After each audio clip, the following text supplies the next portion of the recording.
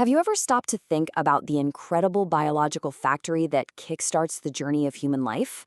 I mean, it's a whole system of production lines, maturation chambers, and transport highways, all working together perfectly. Well, today we're going to take a tour of that exact factory, the male reproductive system. So here's our game plan for this explainer. We're going to start right at the production center, then check out all the protective layers that keep it safe. After that, we'll visit the site where sperm mature, and finally, we'll hit the road on the highway system that transports them. It's going to be a fun tour. All right, let's dive right in. Our first stop is the absolute heart of the whole operation, the testicles, or if you want to be technical, the testes. You can think of these as dual-function powerhouses. They're responsible for making the two most critical products of the entire system, sperm and hormones. So the testicles have two main jobs. First, and this is the big one, they're responsible for something called spermatogenesis. That's just the scientific term for producing sperm. And second, this is the place where essential male sex hormones, especially testosterone, are made. So what exactly is spermatogenesis? Well, put simply, it's just the biological process of making sperm. But this is no small-scale operation, okay? The testicles are incredibly efficient factories, churning out millions of new sperm every single day.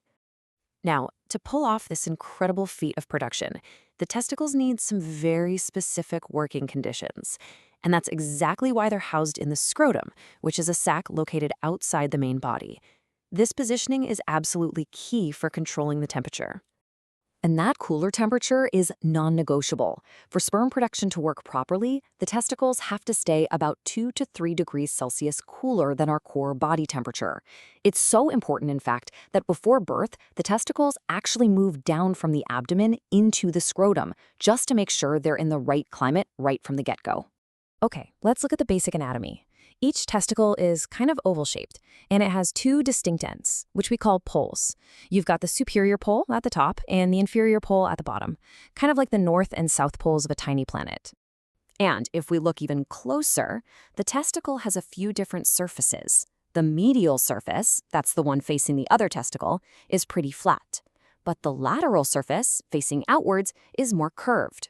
These shapes just help them fit together nicely inside the scrotum, with an anterior border at the front and a posterior border at the back. Now, you can imagine something this important isn't just left exposed. The testicles are actually wrapped in several layers of tissue that give them some much-needed protection, support, and, you guessed it, help with that all-important temperature control. Okay, so let's start from the inside and work our way out. The testicle itself is wrapped in a really tough fibrous layer called the tunica albuginea.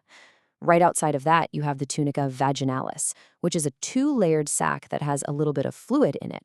This lets the testicle move around freely without any friction. As we keep moving outwards, we hit more layers of what's called fascia. It's a type of connective tissue. You've got the internal spermatic fascia, the cremaster muscle, the external spermatic fascia, and more. But one of these layers is particularly interesting, and that's the muscle. Right, the cremaster muscle. This part is fascinating. You really can think of it as a built-in elevator for the testicle.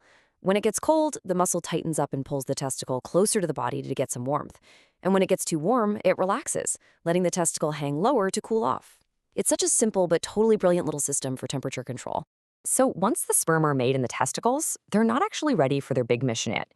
They're still immature, and they can't swim. So for their next stop, they head off to a kind of sperm boot camp, a structure called the epididymis.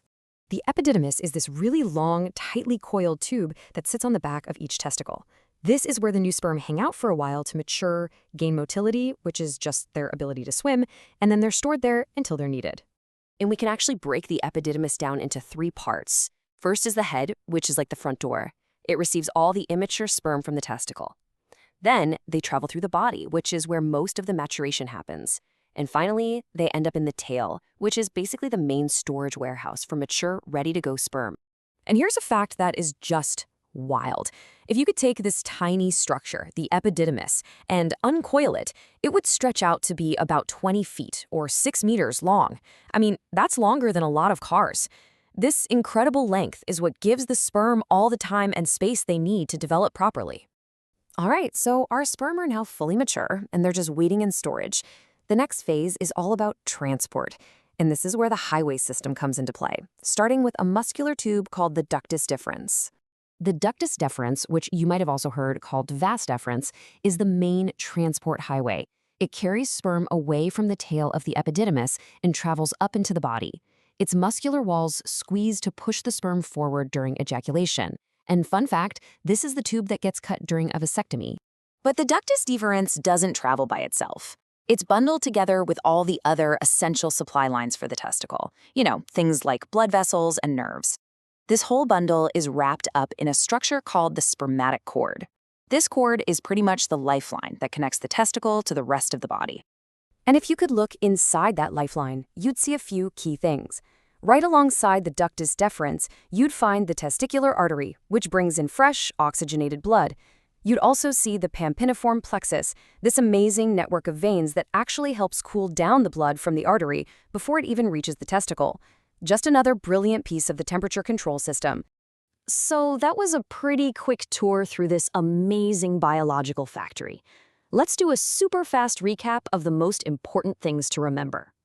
So, to sum it all up, the testicles are your production center for both sperm and hormones.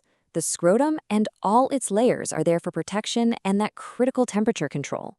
The epididymis is the training ground and storage unit, and finally, the ductus deferens is the main highway out. See? Every single part has a job, and they all work together. Hey, if you found this tour helpful and things are making a bit more sense now, make sure to hit that subscribe button.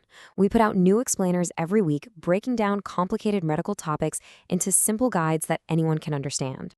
But before you go, I have a question for you. What was the most surprising thing you learned today? Was it the fact that the epididymis is 20 feet long?